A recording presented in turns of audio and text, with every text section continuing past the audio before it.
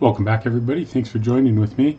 I'm going to go through an observing report from last October, so it's been a while. I actually have like 5 reports that I need to just do the video on and get the images uploaded here to EadsyAstronomy. So I'll be doing that hopefully in the next several days before we hit the new moon period, the waxing crescent new moon period where I'm out observing, hopefully if the skies are good.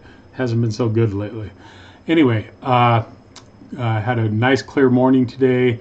Clouds are streaming in. We got a storm the next 2 days, so hopefully we need the water, so it's kind of a mixed feeling. But I'd like to have 3 or 4 nice, really good days coming up here in mid-March to really get out and knock some things out of Virgo. I also have 2 different programs that I'm going to be sharing with you soon this week. So it's just got a lot going on the side, so just got to find the time to get all this in, just trying to squeeze it in as I can. So this is an observing report was from October 23rd, 2025 at one of my favorite locations to go during the week, the Knolls recreational area in the West Desert of Utah. It's basically on, so I'll just start. October 23rd, the weather was just so clear and beautiful. You'll see it in the images I share in a minute. Just 2 days after new moon, I made the decision to head out and observe. And I was already loaded, so I really didn't have to do anything.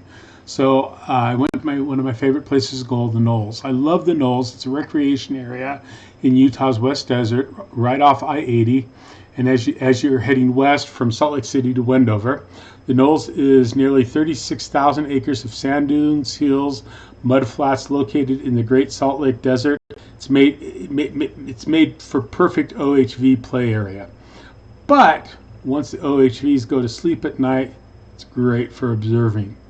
Off-road fun is waiting, but still within the boundaries. The Knolls OHV area borders a bombing range.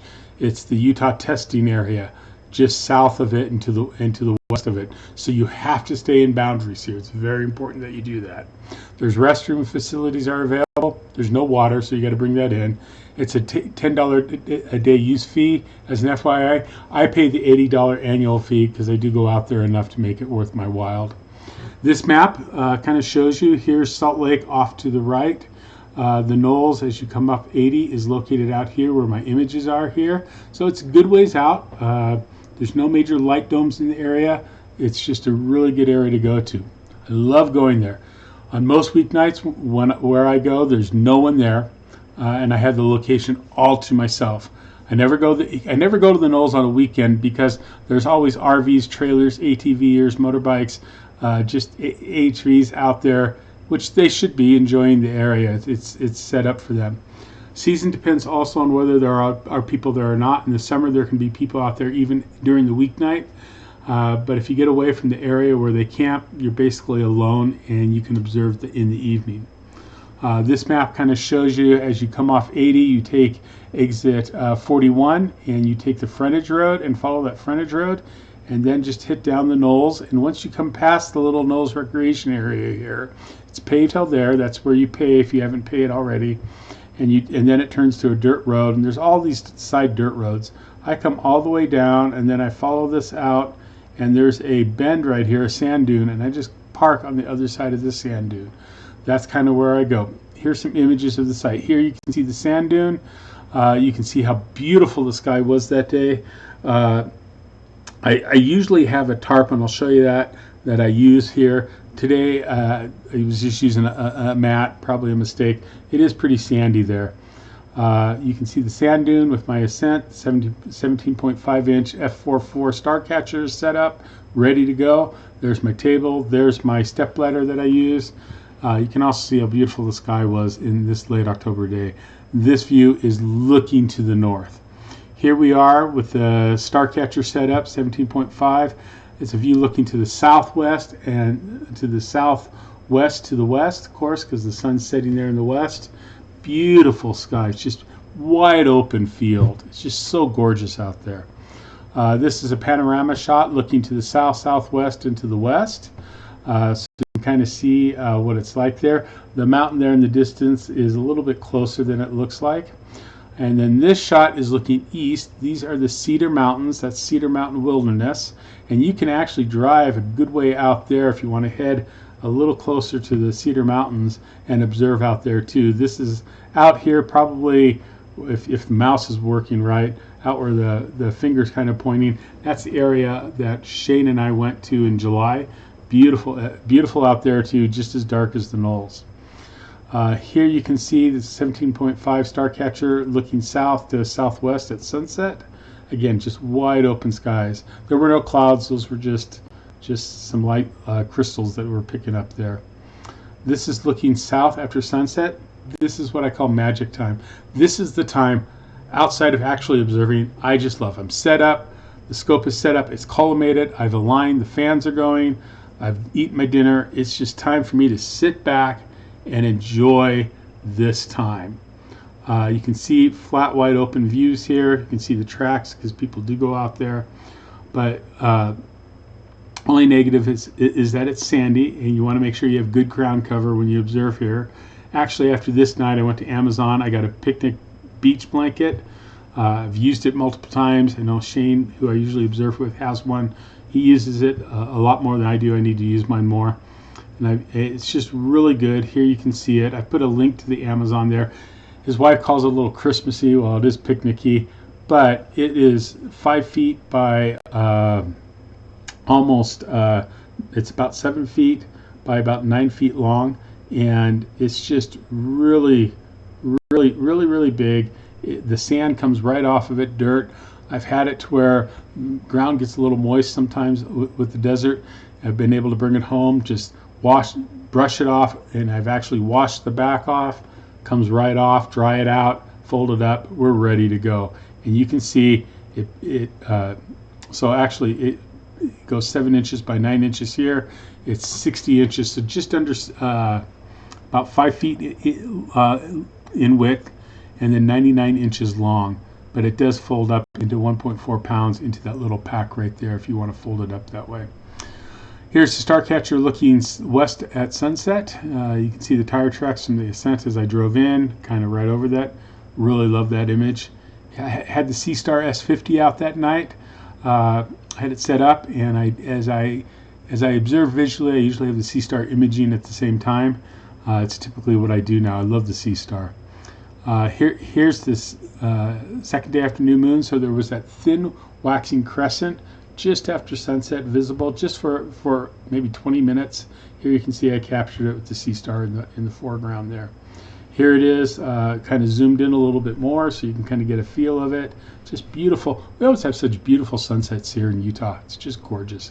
And one of my favorite shots, there's the edge of the 17.5 star catcher with the moon in the background. Anyway, so not a video. I'm going to pause really quick. Okay, so that evening I had a fellow observer with me. It wasn't Shane. Shane couldn't make it that night. But I had a fellow member of the Salt Lake Astronomical Society, Martin Ratcliffe. Martin is an adjunct professor part-time with Wichita State University. It looks like I need to make a quick little correction there. And he works for Evans and Sutherland in their science and education. He helps to make, if you're in the Salt Lake area, you've ever gone to the Clark Planetarium and seen their movies, he helps to create those movies. Pretty cool job, I think. It was wonderful to meet Martin, and he set up the image, and then we shared views in the 17.5, the Starcatcher, that evening. I began my observing by chasing some eye candy of fall. I showed Martin Messier 31, 32, 110. We looked at Messier 76 and 74. I showed off some of the late summer favorites as well. After spending time showing off many of these favorites, I began to observe and sketch. So all the sketches done in 17.5. These are Herschel 400 items because I'm redoing them all for the second time, but all in the 17.5. Location, the Knolls Recreation Area, Utah. Paracore Type 2 was used. SQML went from 2176 early in the evening. By the time I left about 1:15, it was about 2193. This was on October 23rd. Here was the first sketch, 7606 Bard Spiro and Aquarius. Time was 9:28. Had great seeing, great transparency, bright halo with a bright inner core, with the outer halo fading to ill-defined edges. Lays northwest to southeast with one arm extending west to south and one north to east. Very nice. And if you look very carefully in the sketch, I think I got the arms captured really well in this one. Here's 7331, and if you look really faint in here, you can see the derelicts. They were visible that night. Elongated galaxy, north to south, bright inner core. The derelict companions also observed easily, darkly, and was evident. Kind of got it in there a little bit. On the west side of the galaxy, lots of modeling, and the outer arm hinting of spiral structure on this one. Next one, 7723, spiral in Aquarius. Great conditions. And I was using my XWAs. The 20, the 9, and the 7 were the mainstays all night. The halo was evident, and it gets brighter toward the core. Small, bright inner core with modeling observed, hinting of structure. And again, spiral arms on that one. You can kind of, on both of these, you can kind of see the hint of the spiral in the sketch if you zoom in a little bit. Next one was 7727 or ARP222. It's a galaxy in Aquarius. Again, eyepieces, everything the same as I've described. SQM had gotten darker, sight was darker. The sun was down, had been down for a while by 10:22 p.m. Add that in really quick. Round galaxy with bright outer halo, bright round inner core, lays in an octagon of stars, which you can kind of see. I got that captured in the sketch. Slightly elongated east to west. The edge is very well defined on this one. So next one was an elliptical. Jumped over to Cassiopeia, NGC 185. Beautiful elliptical in Cassiopeia. It was a nice elliptical, which is elongated north to northeast to southwest, with a lot of irregularities in it, and I think I captured those irregularities in the sketch. The galaxy grows brighter as you move inward from the core, inward toward the core, not the care, from the fainter halo. So again, just a really nice elliptical in the fall to go after. Then I went over to Sculptor, NGC 288. It was a globular cluster. I think I captured that pretty good here. It was darker. We're up to 2188 now by 11:20 p.m.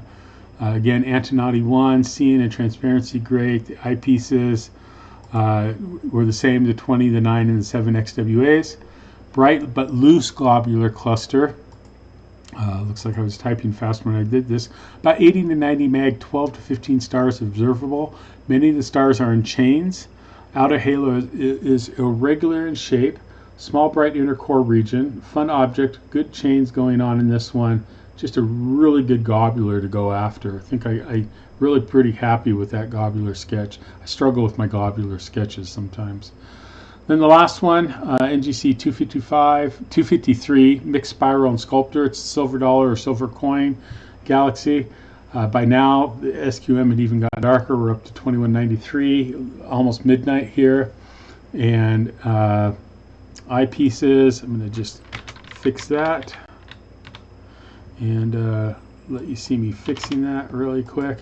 Again, the 20, the 9, and 7 XWA. Extremely long, tilted north to south. 3 triangular stars in the galaxy are superimposed upon it. It has a very bright inner core region. Modeling was evident, which was I captured in the sketch, and it kind of hinted of spiral structure. Just awesome to observe. Awesome to observe. I'll pop down to my C-star images. While I was imaging, I captured this image. If you remember, Comet C 2025 A6 Lemon was up at that time, and here was the C-star capture for that object. I saw it later that week up at a local canyon. Looked just as good, and I'll share that sketch. It's one of the observations I have to share. Forget which this one is, one of the galaxies that I observed. 7331, you can see the derelicts below it in this image with the there. You can see the spiral structure, bright inner core region.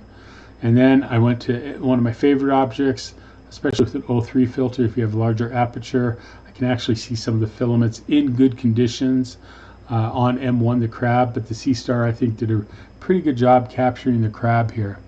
That was the night. I love rehashing these. I love sharing the experience. I hope you feel my enthusiasm. I love getting out. Need to share information about each of these on here, and I'll do that next. But if you have clear skies, I hope you get out and you look up. I hope you're able to enjoy the hobby, whether you image, whether you visually observe and sketch. no matter how you do the hobby, binoculars, I hope you connect with what's up there and realize that regardless of what's going on in the world, these are just moments in our time. But in the long run, there's a lot of things out there that are going to last a lot longer than we are. So it's very important that I think we treat each other kindly, that we make sure we're focused on the things that matter most. And I hope you connect with the universe and with nature and with yourself, and you find some peace and some joy that comes from getting out and just connecting with the night sky. We'll catch you next time. Thanks for joining me. Have a great one.